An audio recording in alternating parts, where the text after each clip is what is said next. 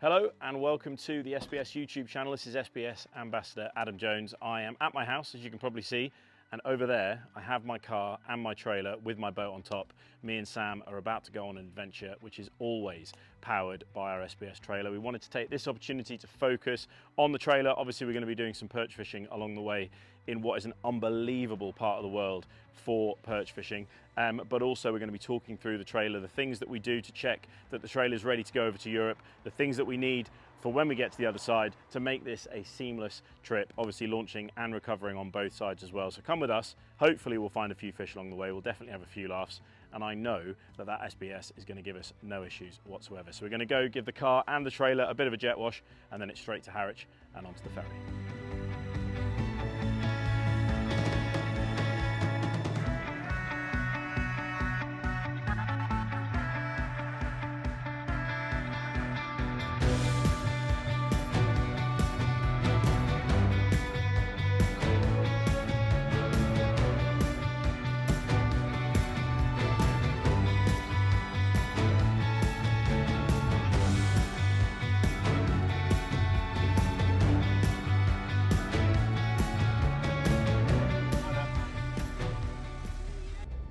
Sam, we've straight on the ferry. First time we've been checked, but smooth as anything.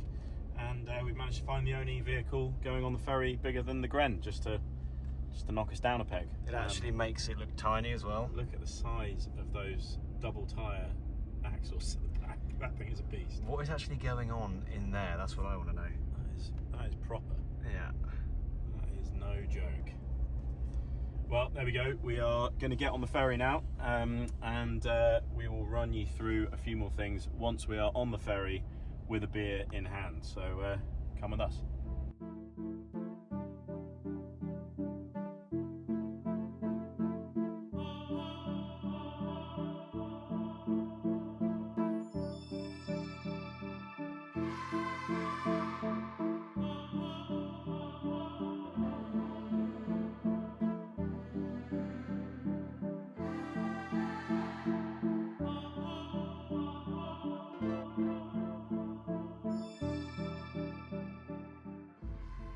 So we are about to get on the road. We're on the ferry still. Before I get back in the car, every single time, I'll just go back around the car, check the straps, check the connection to the back of the light board, make sure they're not going to fall out, and we can get on the road. So fingers crossed, in a few minutes time, we'll be getting off the ferry.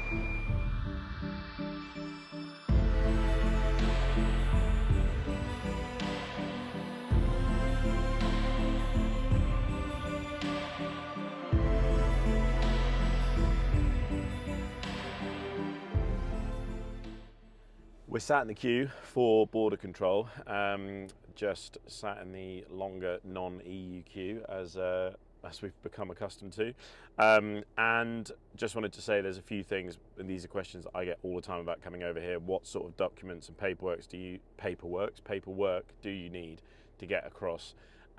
So I'll go through this in more detail in a bit, but obviously you need your passport, but also I've got a folder with all of the information about the boat. So I've got my ICC, my international certificate for boating from the RYA, which is an upgrade on your RYA. I've got my invoice for the boat, I've got invoice for the trailer, I've got European conformity for the trailer, that sort of thing, so that I can get through, obviously with the fact that I own the boat. I'm not here to sell the boat, I'm here to go on a fishing trip and have a wonderful time. So as you go through, that's what you need. You need to obviously give as much detail on that as you possibly can, and it should be seamless. We're on trip number 5 and it's been absolutely fine.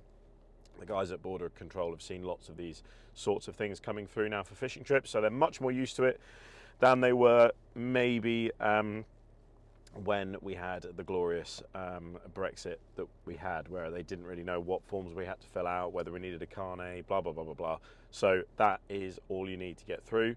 And it's only 45 minutes from here to Hellersvisslu. So you're really right in the thick of it now in Hook of Holland. So let's get this done. As you can probably tell, it's quite early. Me and Sam have had 4 hours sleep, so I need a coffee, and then we need to go and get the boat on the water.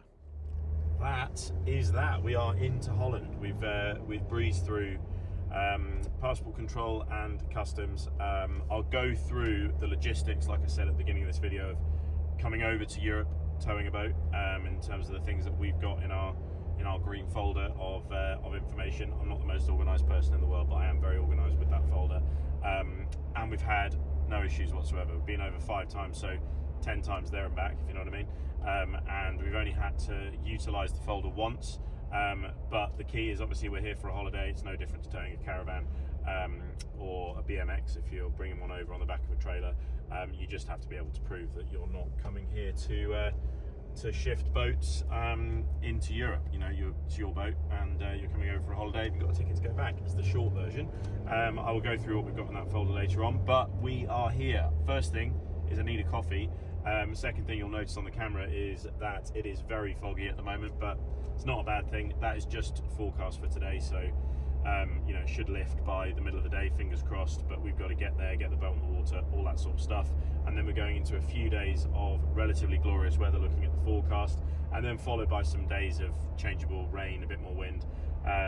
But you know, if it was going to be easy, everybody would be doing it, right? It's going to be an adventure. We're going to have to check it out when we get there, but we're really excited to get across, and I am extremely excited to get a coffee. So I'm going to pull over right now in the McDonald's that I know is just on the other side of this roundabout and grab a cappuccino, and then we're going to get to Hellersvissluis and get the boat in the water. Come with us.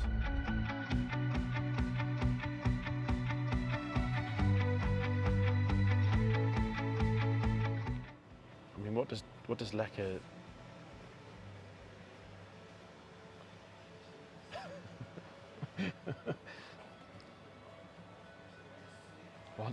what does that even mean? What is that? Cappuccino? If that means soya milk, or it's gonna be a thing.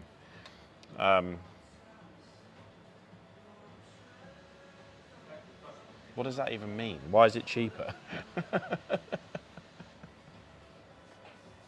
Oh, don't do this to me. I just want a coffee. I just want it to be a good coffee. I'm gonna go. Cow's milk. Bosh. Nailed it. Sorted it out. Don't worry. Didn't stress at all. I was in control of that the whole time. So finally, I made the right choice, and the coffee was acquired. Back to the trailer. Just checking everything's still strapped on before heading back onto the roads. I've got to be honest. The journey from Hellersvissluis to the ferry, or the ferry to Hellersvissluis, is so good, so easy. 45 minutes, rounding the roundabouts into the land of dreams. So lots of things on this trip are important, lots of logistics and things to think about. We've just arrived at Hellersvissluis, but the most important thing that we need to do now upon arrival at Hellersvissluis is find a car parking space close to that Lidl and make sure that we are stocked up with copious amounts of stroopwafel for the boat today. There's a car parking space up here. It's always free. Pull in on the boat and just make sure we've got that fuel, because without stroops, we're nothing.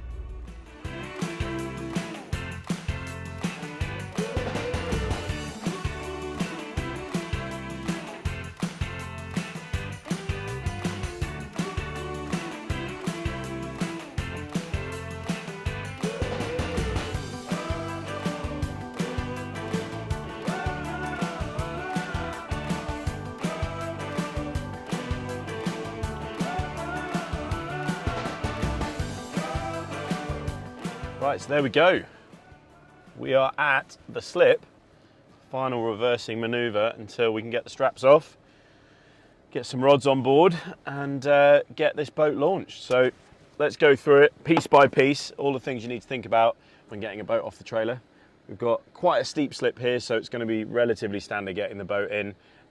We'll make a few decisions on what we need to do. I've slipped here a million times, but for the purposes of this video, we'll treat it as if this is the first time that we have been here. There are a couple of considerations, certainly with my boat on this particular slip, so I'll show you what I mean. Come with us. So we're here at the slip, and without teaching you to suck eggs, if this is the first time that you're towing your boat to different places, there are a few things to think about when launching your boat. We're going to go through it piece by piece, the way that I think about launching the boat off the trailer. This might be useful for some. Some of you probably know how to launch your boat on different slips, so feel free to skip through to the next bit.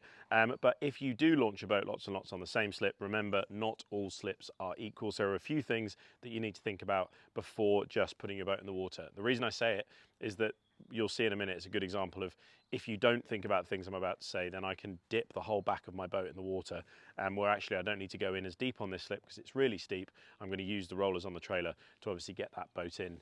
There is also a welcoming band practicing in the office building over there, so if you hear any orchestral music, it's because they're obviously trying to welcome me and Sam to Holland. So this is a lovely slip, as you can see, really nice and steep. At the top of the slip here, you've got a little bit of a lip, which is worth thinking about. You can see where other people have caught their trailers on the way in. So potentially if you're driving, you know, my old Land Rover, for example, had air suspension, you might want to pick up your air suspension so that you don't ground your trailer on the way down. This is true for every slip, but this is a great example. Always try and see where the concrete finishes, because it always finishes somewhere. There is definitely always a lip on a slip. Excuse the rhyme, but this one is quite obvious and it's quite short, so hopefully you can see on the camera, but just about here is where the concrete blocks stop, and then it goes into sand, which is fine, but there is quite a big lip here, so your tyres fall in, and they fall in unequally, so the boat will be on a little bit of an angle when it goes in, and like I said, it's very, very steep. So with my boat and the weight, if you keep going, the back of the boat will go in the water. The kind of trailer in the boat kind of forces the boat into the water, whereas actually if you use the winch to get the boat off, it's much easier. So I try and keep my wheels on that back lip. At the moment, the tide in the herring fleet, there is a tide here, even though it's fresh water, but there is certainly a movement of water. The tide is up, so we're going to be absolutely fine. But if this is lower, again, you are really flirting with the edge of the lip of that slip. Obviously, we've got somewhere to tie up, so it's worth remembering that for when we've got the boat off the trailer. And that is pretty much it. But just take a second to look at the slip that you're dealing with, and it will make the process that much easier. So already, I know I'm going to try and keep the boat up, not put it in too deep, and utilise the winch to get the boat off. I've made that decision already, whereas if this was a much shallower slip, I might get it most of the way in with the boat floating, and then get it off of the trailer. So that's the slip sorted. Now what we've got to do is get the straps off, leaving that front strap on, so as we come down the slip, the boat can't leave the trailer, and then we'll take that front strap off and use the winch to get her into the water. Let's go. Hey there, it's cameraman Sam. I'm on this side of the lens for a change. And I thought while Adam was talking you through what he looks at when he arrives at the slip, I'd show you what I do as my part to get us ready for launching. Because obviously trailering is all about teamwork. Just like when we're filming the videos, you know, I'm behind the camera, Adam's in front. It's that same sort of principle, but in terms of trailering. So my jobs, first of all, are to take the integrated LED light bars and just put them in, just so they don't drag on the back of the slipway. These are amazing. I spent a lot of time with light boards, and let me tell you, the amount of time that I've spent taking cables out, tangling it up, putting it in the back of the car, it's an absolute nightmare. So these are wicked. I also take the straps off, which is great because they've got these welded eyes as well, which makes them really secure, which means that when I take them off, it's all nice and easy. I'll leave the front ones on just as a fail-safe, because if you were to take them all off and something was to go wrong here, the boat is going to go. So leave those on until the boat is in the water. And of course, the big bright orange thing at the back of the boat, the prop bag, I take that off, of course. But one thing that is very easy to forget, and it's not bright orange, is the bung. So make sure your bung is in. In this case, it's located down here. I'll just put that in there. It's a mistake I haven't made yet, and I certainly don't want to start now. So those are my bits. I'm going to get those done, and then we're going to get on the water.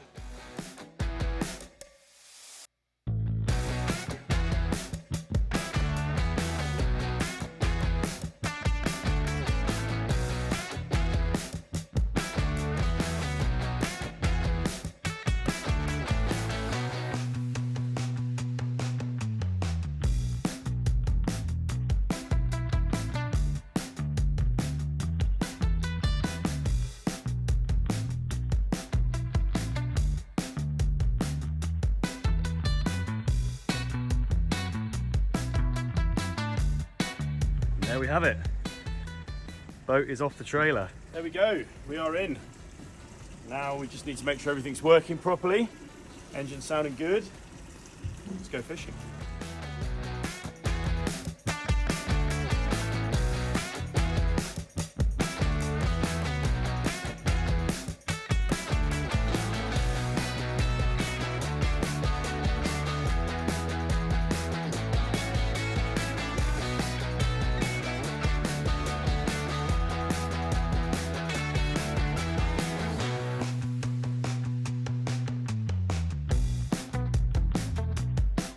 trailer being reversed in, ready to be locked up for the week ahead. One thing that is so cool about coming to Europe, especially from a fishing boat standpoint, is just seeing all of the different trailers.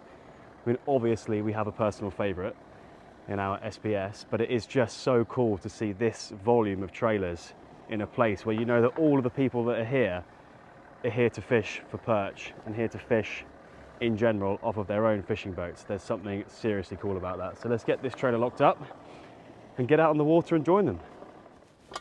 And last but not least, once the trailer is all parked up and unhitched, of course, make sure to secure it with a wheel lock, because these pretty black powder coated trailers are pretty obvious and I imagine quite desirable. So make sure you've got a wheel lock. You can get an SBS Bulldog wheel lock, which are great. Ours is this trusty one we've had for many years, but I think we're going to be upgrading to an SBS Bulldog one pretty soon. But yeah, it's for the sake of a 5-minute job, certainly worth doing, or else we've got no way of getting home. Right, let's get on the water. Here we are, Hellas Visslus. We're in Cape Helios. We've launched the boat. We've had a seamless journey across from the ferry. I just cannot believe how easy it is to get here. Like I said, we've just got her off the SBS trailer. We've got the 545 on the water. She is just behind me over there. Cannot wait to get her out. The new engine is on the back, so we've got a 100 horsepower engine as opposed to a 90. I've just messed around with the props. I'm hoping that that's going to work really nicely when we get out there. All that's left to do now is to get all the stuff out the back of the Gren. And although she is thirsty, she is big enough to put everything in the back of the car. So we're going to grab the rods, the screens, the bags, get all of those onto the boat and go for a quick run around. And hopefully, I mean, I think we're on 10:50 now. We've got time to hopefully catch a perch today. So let's do it. We'll speak to you in a sec.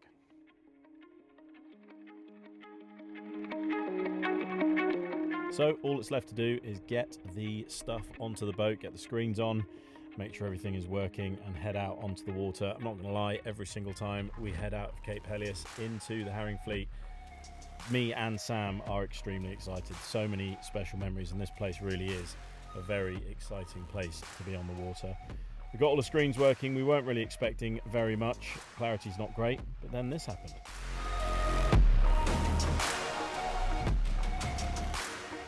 So this is one of the biggest perch I've ever caught, and already an unbelievable memory from what I hope will be an unbelievable trip.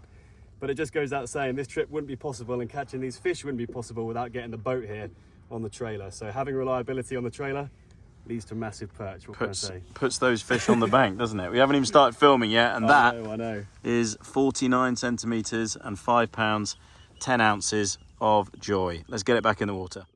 So that one went back. We're just about to head home. One more quick cast, and then this happened. Right, so there we go. That is my first fish of the trip. We've just come out to do a little bit of testing on the boat, making sure everything's running properly and not really doing any filming. And that one there is 4.7 and won't beat Sam's 5 pound, 10 ounce fish that he's had already. So fingers crossed we can find one of these 3 kilo perch, but a really, really nice start. Really pleased with that one. Let's get it back.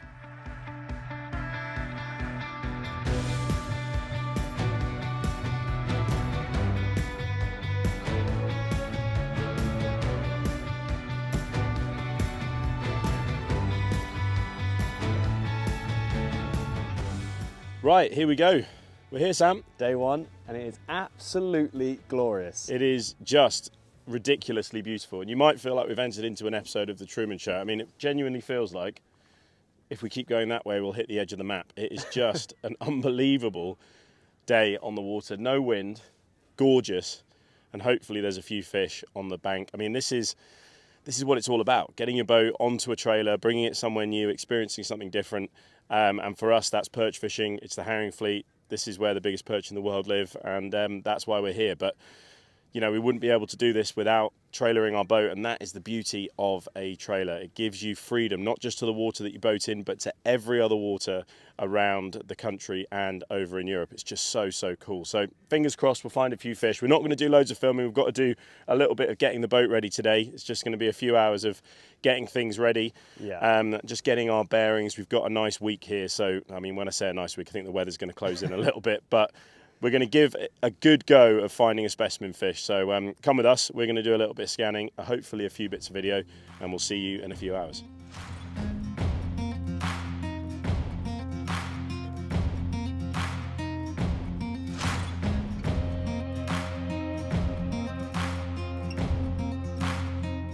plan is we've just put the Force Pro trolling motor in.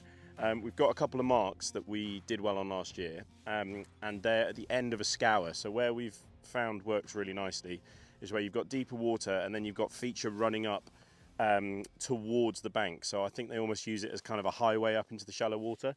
So we've got this kind of like hollow that gets progressively shallower into the shallow water.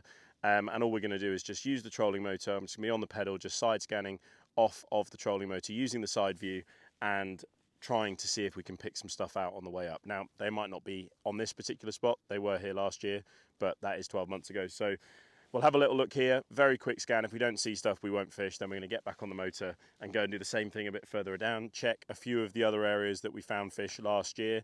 A little bit of fishing, but mostly just checking so that we can build up a picture of where most of the fish are sat. So like I said, I'm just going to use the pedal, and you can probably see on the screen here if Sam comes around the side.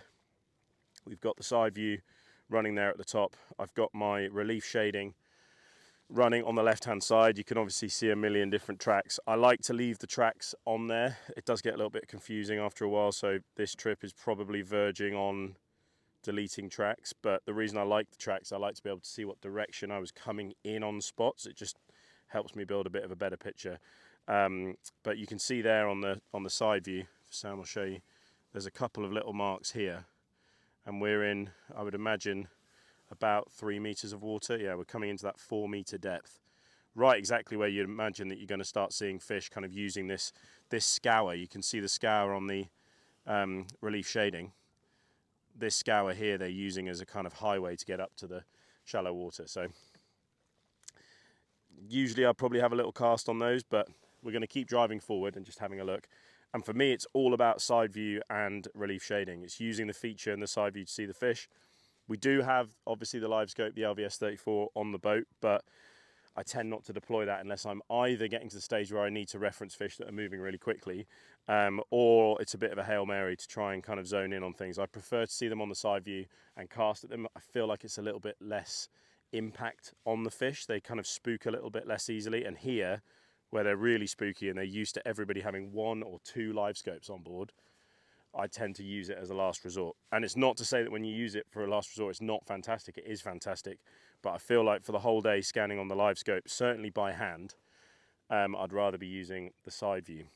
Now, who knows what's going to happen tomorrow when we get some new technology, but in the meantime, that's the plan. So we're going to work our way up. It's side view, check the fish, anchor lock, cast, and see what happens. Then rescan with the side view, see if we can find them again, and repeat the process, rinse and repeat. Let's go. So typically the Instagram 360 camera decides to shut down and we are immediately greeted with a little stolen bite for the afternoon, but a very, very muscly 49 centimetre, 4 pound, 13 ounce perch. Put up one of the best scraps I think I've ever had here. Just diving, pulling drag. It was epic. You can't see it obviously because the camera's dead, but it was epic. So fingers crossed we can find a few more this evening, but it certainly lifted the spirits on what has been a very, very hard day. So other than a few small ones, we didn't find anything else of note. So it was dust ourselves down and get on to the next day. Morning. Welcome to day 3, day 2.5. It's lunchtime, which is very, very leisurely for us out here, but I've been up since early this morning, beavering away on the boat, installing something very, very special, which will launch at lunchtime today. So it's not fully ready yet.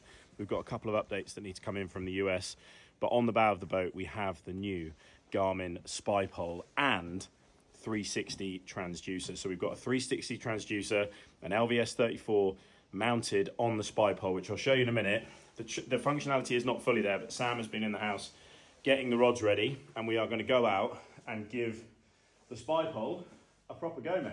How long have we been waiting to say those words? Oh my gosh, I cannot wait. We've had it in the car for a few days. It's so cool. I mean, things like you're able to gesture control the live scope. You can even mount this small controller onto a rod, and wherever your rod is pointing is where your live scope's going to point, which is pretty crazy. But as we've said in all of our videos, we tend to use the live scope pretty sparingly, and that's because the fish here move so fast that ultimately, I think if you chase them with a live scope, oftentimes you're actually chasing them around and around you even faster. Whereas a 360 is going to do what we've been doing with our side view, but we're going to be able to keep the boat dead still. And I've said it before, that is, I think, a huge, huge advantage, and we haven't had one up until now. So it's going to be really exciting to see how it works. We're not going to be able to get the 360 working until we've got the update, but the live is on there. We're ready to rock. Let's go out and hopefully catch some fish and show you what the Garmin Spy Pole is about. I cannot believe that we've got one on the boat. So here we are, as you can see, we are leaving the marina for another day's fishing. Well, an afternoon. I think it's, well, I don't think, it is 12:36 at the moment. And very excitingly, we have the Garmin Spy Pole mounted on my Force Pro. You'll have to excuse some of the wiring. That is a pre-production model, so it's not 100% how it would be wired. I've got a kind of retrofitted live scope cable that's running along the side of the gunnel and then down through a step. But that's just the way it's got to be. It's more important to get this thing out and test it than make it all look pretty. We'll tidy everything up when we get back to the UK, but we are so excited to have arguably one of the first in Europe, maybe the first in Europe, on the boat with a 360 transducer paired up with the live scope. And the reason that's so cool is, as you probably have seen from the videos that we've done before, side view is such a powerful tool. And yeah, live scope's amazing. I do really like using live scope, and it's an unbelievable piece of technology, but fish are getting used to it, and so you have to vary how you use this technology. It's not as simple as just pointing these live scopes at fish and they jump on the boat. Some of them know what a live scope is and they disappear quite quickly, whereas what we do an awful lot on here is side view, spot fish, spot lock, cast out, and go for the fish that we've seen on the side view. Now, that works some of the time, but often those fish might move 2 meters up to the left of the boat. They might move 2 meters back. They might move underneath. They might move out.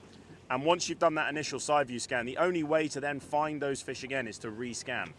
Whereas with a 360 transducer that is mounted on the trolling motor, I can just pop that down into the water, and that spy pole is going to be working the 360, and it's going to give us an image around the boat that is side view. So the transducer frequency is going to be that of side view. So they're not going to be afraid of that transducer ping in the same way as they are of the live scope. They're definitely not as afraid of the side view as they are of the live scope.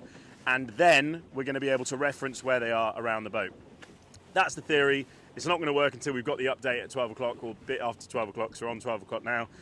But the live scope functionality of it is going to work. We're going to spend a couple of days messing around with it. That's the whole point of us being in Holland. We couldn't tell you before. We're so excited to have a go, and hopefully it can put some fish on the boat. But I am absolutely pumped. I think Sam is as well. So let's go see if we can find a few fish utilising the Garmin Spy Pole.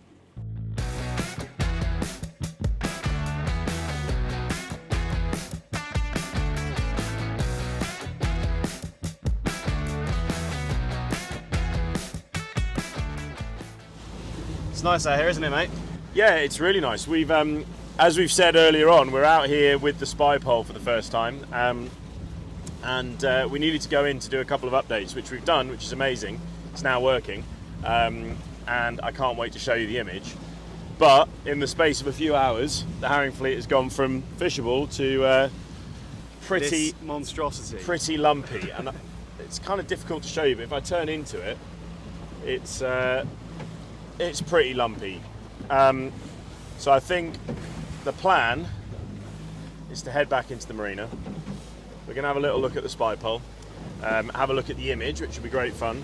The clarity's naff anyway, so even if we could fish, it's not exactly going to be that inspiring, to be honest. And I think the weather for the next couple of days is going to suck. So our 7-day trip has turned into 2 days fishing so far, and probably 2 days on the weekend.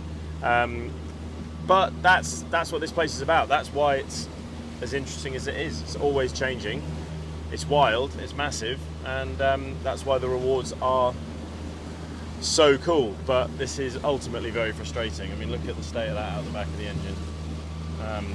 There's no making it across there. No.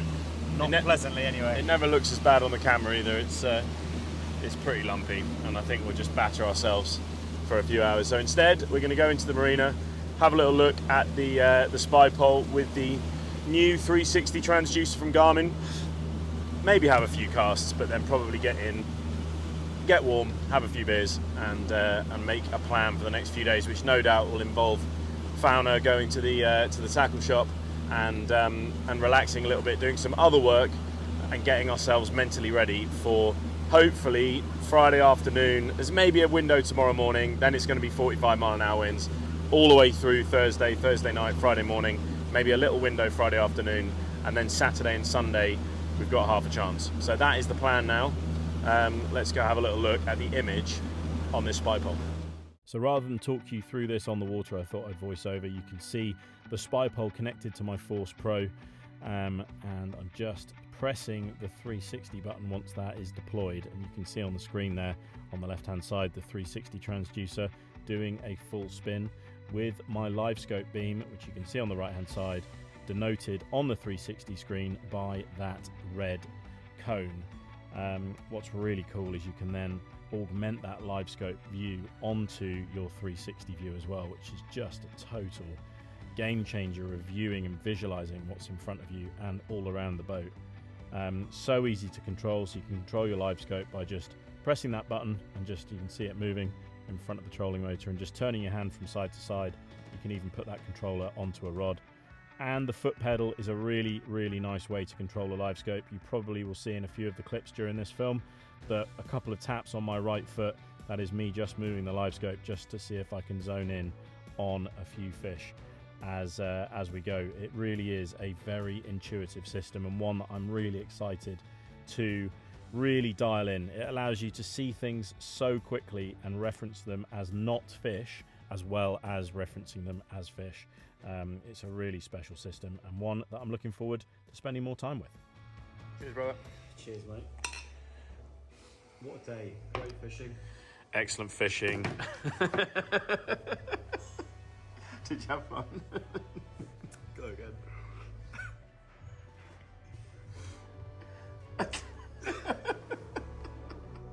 So with that being said, it really was a very tough trip. So it was down to a few beers and some planning on the Navionics just to work out where we're going to go, trying and hiding from the wind on what was going to be a very, very tough last few days in Holland. We managed to sneak out in the morning of the next day and grab a quick bite, which I thought was a big perch for most of the way back in. Turned out to be a zander, but a very welcome smash on a trip with not lots of bites. So played this one in and was really, really pleased to get some action. But like I said, the plan for today was just to steal some time in the morning, which we did. We had one bite from this zander, and then the wind got up almost on cue to the weather forecast, and we had to batter our way back across to Hellersvissluis, and by the time we got there we were dealing with some very large rollers. So then we decided to go to the tackle shop. We are going back to Fauna Hengelsport.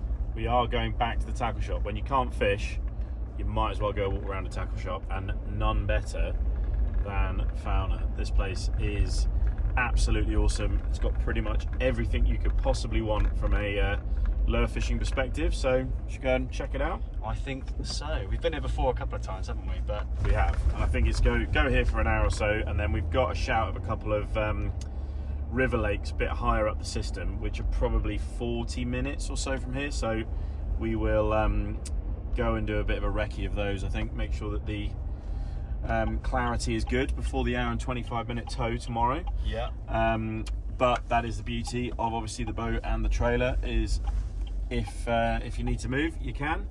Here is the tackle shop. You might think that that is some sort of superstore, but it is a superstore, but for fishing. So let's go and have a look.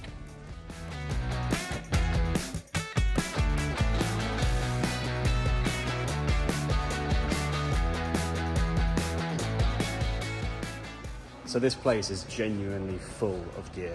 Like when I say full of gear, I mean it's a bit like a European Bass Pro shop. Full of gear. It is pumped full. You've got everything from perch stuff to tuna stuff to clothing, trout stuff, fly stuff, walking boots, everything. Carp It's stuff. literally like a European. It's like a European Bass Pro. Very, very cool. What is Mad Cat? Is that all catfish gear? I think so, yeah. That's quite interesting. Look at all those. Everything that you could possibly imagine. So if you get blown off, rained off, you can come here. I think there's even a cafe. There is a cafe. There is. Let's have a coffee and hopefully don't spend all your money. all at once. I know a couple of the guys that are here from the UK spent 600 quid last time, and most of those lures are still sat in the box. So. I think every one of those lures is still sat in James's box, to be honest.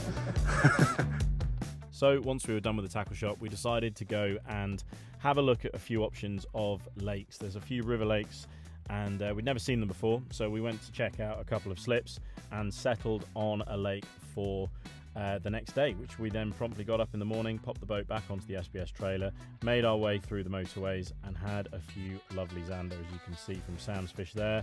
I had a couple of really nice hits, which turned into a couple of really nice zander. But again, even on these smaller systems, it was so windy and pouring down with rain. We were battling for every opportunity that we had. And then the best fish of the day typically was this one that didn't stay on for long. Perch's hooked up. He's come on. That was a lovely one. Oh, that was a zander. That was a bit bigger than the last one. It's probably, I don't know, 70 centimetres, something like that. That was a nice fish. We're just trying to cast into the shallows, try and find some perch at the moment. And hopefully we'll actually find one. As much fun as it is catching the zander, that is not what we're here for. So it is what it is. They've got very bony mouths and we're fishing quite light rods, so setting those hooks is difficult, but fingers crossed, in a minute we're going to get a perch. We've just scanned what looked like 6 or 7 little perch. Not little perch, but 6 or 7 perch, and we couldn't get a touch, so we've just got to keep grinding, I think. So the next day, another slip and another bit of an adventure. Like I said, trying to make the most of bad weather.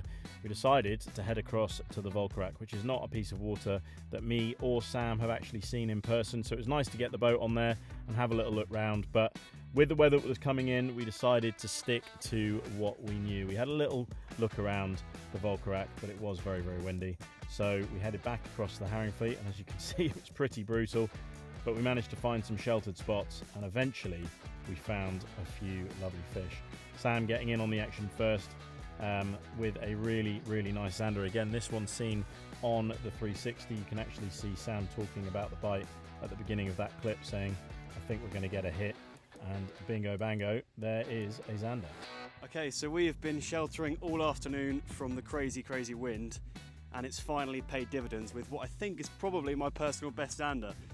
Absolutely great bite, not the perch we're after, but to be honest, with the way the conditions are, you just have to appreciate a bite. The clarity's poor, your feel is poor with the rod, but I felt that bite, that's for sure. So we'll obviously get this one back and try to find a perch.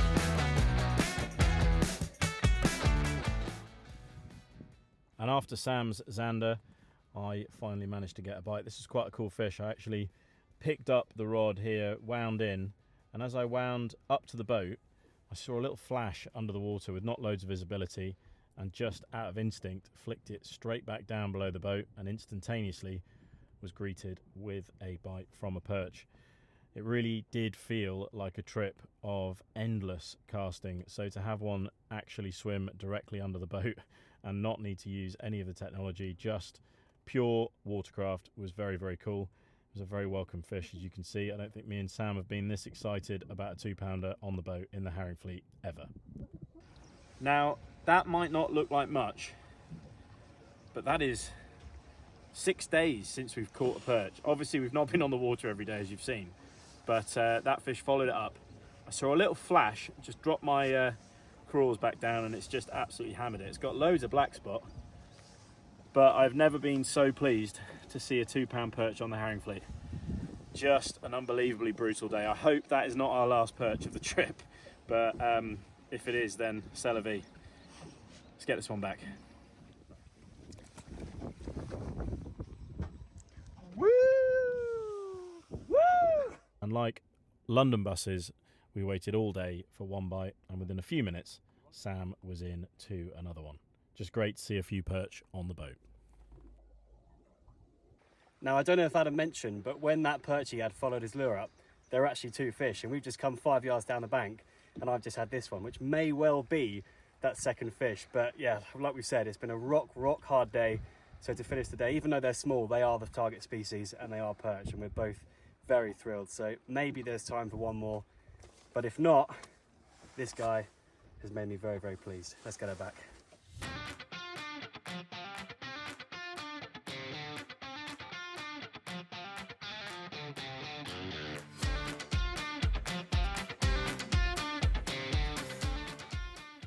Here we go. It is a glorious morning here on the Herring Fleet. It's our last day. We've got the boat back on the trailer. We're going to be putting it in the water. One day on the water, one chance to catch another massive perch. Sam's just getting ready behind me. We're really excited for this one, so let's get out there and see if we can find one.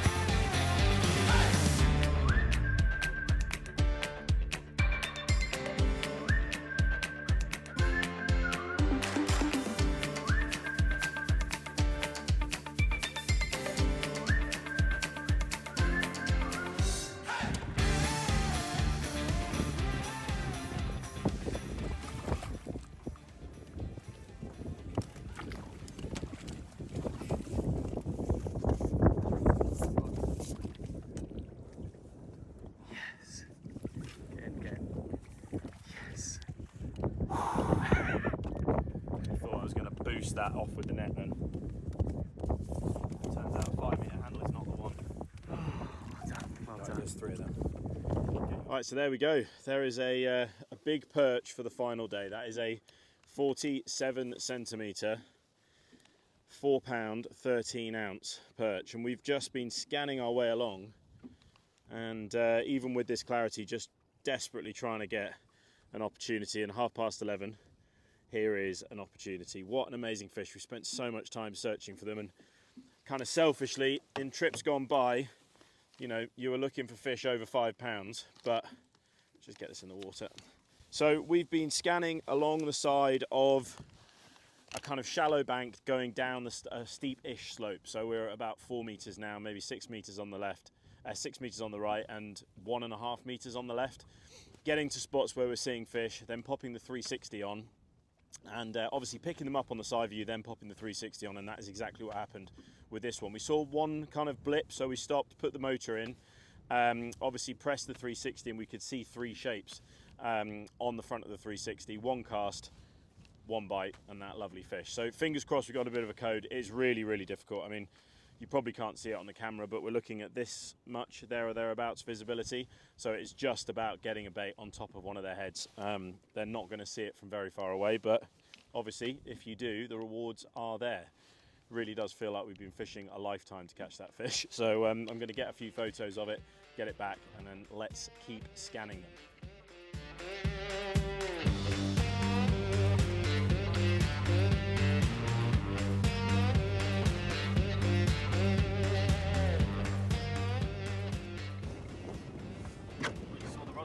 Yeah.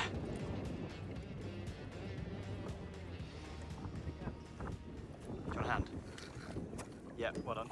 Well done. Whew. So there we go, a few hours later, another bite. It's what time now? 2:20.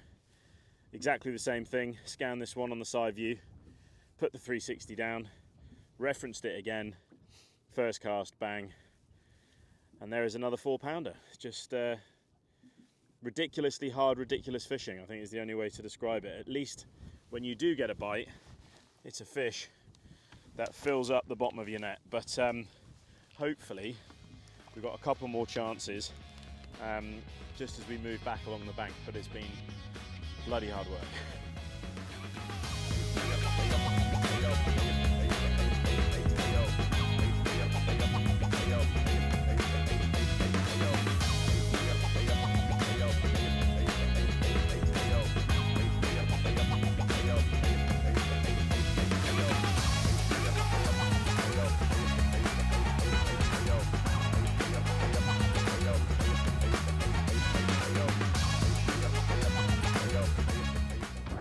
And there we have it, boat on trailer, off of the slip for the final time in this year's perch fishing.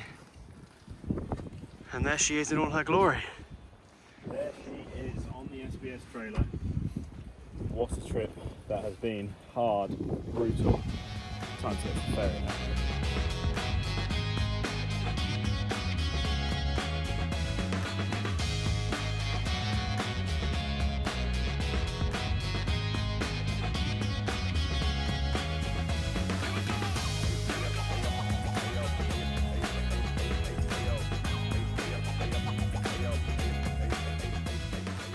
Right, so here we are back in the UK, and as you can see, the weather is very different. A few short days later, it feels like we're almost in the summer, and it feels like a lifetime ago we were battling the waves of the herring fleet in Holland. But we are back. Before I go, I just wanted to give you a rundown of what is inside the magical green folder. Like I've said earlier on in the film, you need your International Certificate of Boating, which is an add-on to your RYA Level 2. So if you haven't got an RYA Powerboat Level 2, you need to get that first. And then, I can't remember exactly, 25 or 50 quid extra to get upgraded to this. You don't need to do another test. You just update to this license. So you need that. Inside here, I've got my invoice for the boat. I've got my trailer certificate of conformity, which with an SBS trailer, they are built to European standards. So you're able to obviously use them both here in the UK and in Europe without issue. They are up to European standard. So I've got that with me as well as the invoice for the trailer. The other thing that I do is I print off my insurance documents from Pantaenius, and I keep them in the folder. So I've got every year that we've been going, I've been updating the insurance. So if I do get stopped, I can say, well, not only have I been coming over 5 or 6 times, but every single time I've come over, I've had my insurances. You can see my insurances for each journey, and this folder has been absolutely fine each and every time that we've been over there. The other thing to remember is you do need a fishing license in Holland, and you need to make sure that the areas that you're fishing are actually on the Vispass that you've bought. Now, there are lots and lots of places you can fish on the general Vispass in Holland, but you often will find there are local spots. So for example, like in this film, when we went across to the River Lakes, various lakes were not on the general Vispass, and we had to update our Vispass to be able to fish certain areas. And some of the lakes that you see on the map are also not inside the Vispass. They are private lakes and you're not allowed to fish them. So make sure you do that research before you get out on the water. But if you have all of these things, you've got your ticket home, it should be nice and easy. I didn't want to say this whilst we were over there. I wanted to make sure that we got there and back again, even though we have done this multiple times, so that I'm not giving you dud information, because there is loads of information out there. So you do not need a carnet if you are going over on a pleasure trip. You do not need to fill out a annex form. It's a verbal declaration at customs. As long as you have all of this information, you should be absolutely fine. I'm going to put this back into my green folder so that it doesn't get lost. And that is probably the most organized thing that Adam Jones has ever done in his lifetime. So that stays organized, that stays with me and the boat at all times. Make sure that you have this on the boat as well if you're out in the water. So if you get stopped by the police on the water, you've got all of those documents. And the other tidbit of information that I've been given by a few of the UK anglers that have been before me is make sure that you are wearing a kill cord at all times, which you should be anyway, but attach it to your life jacket. I know it might look weird in the videos with me standing a life jacket with a kill cord dangling down, but that is if the police boats are driving past and they're looking with binoculars as to whether or not you're driving along with a kill cord, it'll be very obvious as it is dangling down from your life vest. Fundamentally, cover all the bases, and then you will be absolutely fine. You will have the most wonderful trip. If you go to Hellersvissluis, if you go to Cape Helios, it's just a magical place. Holland in general is wonderful. Everybody on the water is fantastic. It's great to see so many anglers out there. It really does feel like a ski resort for fishermen. Now, thank you so much for watching this video. I hope it's been interesting. Please like and subscribe to the SBS YouTube channel, as well as Watercraft Fishing TV. There's many more things to come, but thanks again to all those involved, and we'll speak to you very, very soon.